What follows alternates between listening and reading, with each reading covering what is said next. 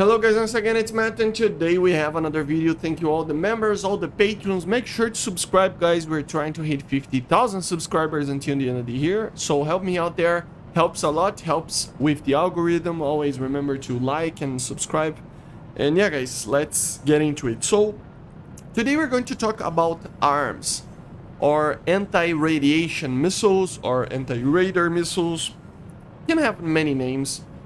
It is basically passive radar homing missiles. Okay, so instead of actually having, on the on a basic sense, it is the same as a semi-active missile, air-to-air missile, but of course they change the sensitivity of the receptor. They change many of the things that we get, and the objective is not to get the frequency that the radar is emitting from the aircraft, but the radar on the ground, the basically the SAM sites that are trying to hit the aircraft.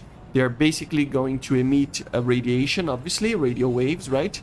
And it is basically the same principle as a semi-active missile, but instead of using that frequency, it will use the frequency of the ground radar to actually home into that source of radiation and actually destroy it. It was actually confirmed yesterday, as you saw on the Q&A by BVVD, that they are actually planning to add, not exactly how they said it, they are considering and they are planning and stuff.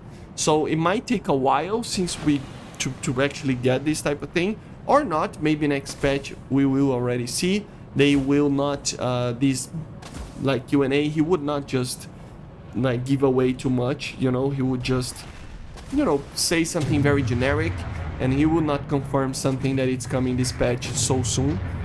So it has a chance of coming this patch, but it might not, right? Probably not. So I wanted to talk about the anti-radiation missiles itself. I think I have a very old video on it, but I wanted to make another one talking a little bit on how they would basically be in game, you know. First things first, as I explained it, how they work, right? So they will home on a radar emitting source, a radiation emitting source. In this case, they are tuned to use the frequency that ground radars use, and they normally have also some kind of inertial guidance systems, the more advanced ones especially, to actually home on whatever it was that the target was. Obviously, this tech came into the 60s in Vietnam. It was used in Vietnam at first, if I'm not mistaken, with the Shrike missile. I think it was one of the first ones to be used. And obviously, that missile was a very old missile, and it had a very bad range. It has like maximum amount of range of like 12, 13, it depends, 16 kilometers. Even the B variant apparently has 40 kilometers. But that's kind of optimistic. In the sense of battle, you would normally have the A variant, especially, you would have normally an effective range of around 3 to 4 kilometers. After a while, they got a little bit better and they started getting better. And the objective was to destroy the radar on the S-75 and S-175 radar sites of the SAM of the Soviets that they had in the North Vietnam, right? Or right now it's just Vietnam, but you know what I mean. But still, it is a missile that it was basically based on the AIM-7 Sparrow, right? So it is a very, you know, similar missile to that in the sense of the way it looks and the range and stuff. But as I said, it depends on many factors, especially because it's normally flying very low to the ground. And even with that, they don't have the most amount of accuracy, to be honest. They are kind of bad at actually being precise at first.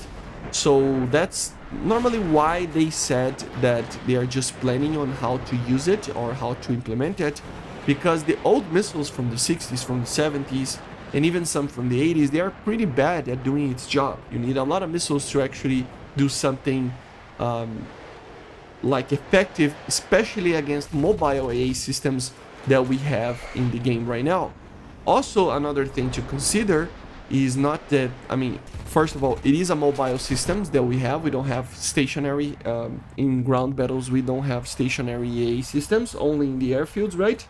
And also the second thing is that a missile like this, imagine a Sparrow hitting a Tunguska. I mean, it might kill it, but it needs to be like a precise shot, right, to actually be able to destroy it.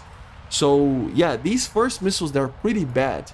Of course, afterwards they received the AGM-78, which was a much bigger missile and just overall better, with 100 kilograms of basically a warhead. So yeah, a lot better, right? The A6 could use it, the F-105G, the F-4G, wide whistles. So yeah, it can be used by that as well. And obviously these missiles, they're very old, so if you just turn off the radar and turn back on after the missile just evaded, was tipo. So for example, if the guy, basically you are in an AA system and a guy shoots a missile like this at you, you can just turn off your radar, just travel a little bit just to make sure, and then after the missile just completely misses you, you can turn on the radar again and you can try to fire on him. So it has kind of a strategy thing there. Of course, more advanced aircraft will have more advanced missiles, like the AGM-88, for example, that can have INS systems and stuff like that. They will actually know where the emission of the radiation was before it turned the radar off. So you would need to just turn it off and then move to make sure that the missile didn't hit you. So it has a little bit more difficult to it. But it's not going to be completely OP. The Soviets, although they are kind of, I mean, many missiles like these were developed by the French, by the British, by the Americans, by the Soviets. But there are some aircraft that needs to be added for them to actually be used. So for example, the Soviets, they kind of only have one missile, the KH-25MP, right? Or the KH-27, that kind of series of missiles, which is basically a K-25 that it has a passive radar homing head, basically, right? So you know, those missiles are pretty good, but they need to hit the target as well. So they're not going to be the most amazing thing ever. So I don't understand. I mean, they say that they are basically saying that it's, we don't know if it's going to be good enough or anything like that. So yeah, more reasons to add it. They're not going to be OP, so why not add it? They're going to have basically to have some skill involved between the pilot and the ground radar that it's trying to kill as well. So it's different, right? It's different. And in the future, we can receive, as I said, the AGM-88 or the KH-31, KH-35 missiles like that. They are way more advanced when more advanced aircraft are added, like the F-18, like the Su-27 or 33, or the Su-30 or something like that that can actually use these missiles, right? So yeah, it's kind of an interesting thing. Hopefully it's added because in ground battles I think it's much needed, especially in top tier. And for air battles, I mean, if they actually add more types of AA systems in the middle of the map so that we can actually fight or engage, it would be a different type of mission that you can do. You can even have kind of rewards of destroying AA systems, basically complexes. So for example, if you destroy the 6 AA systems that are spread out in a certain area of the map, you gain, I don't know, 20,000 silver lions, for example. So I don't know, it's a way for them to actually reward people that are trying to play different types of gameplays, right? And as I said, in the ground battles, it would be useful at least to scare a little bit of the AA system. So at least as a psychological weapon, it can be used as that. But anyway, these missiles, we don't have many of them. As I said, we have like 3 or 4 of them for the US. For the USSR and Russia, we have like 3 or 4 as well. For France, we have like 2. So there is not much to be added even. It's not going to be that complex to be adding these things, I think.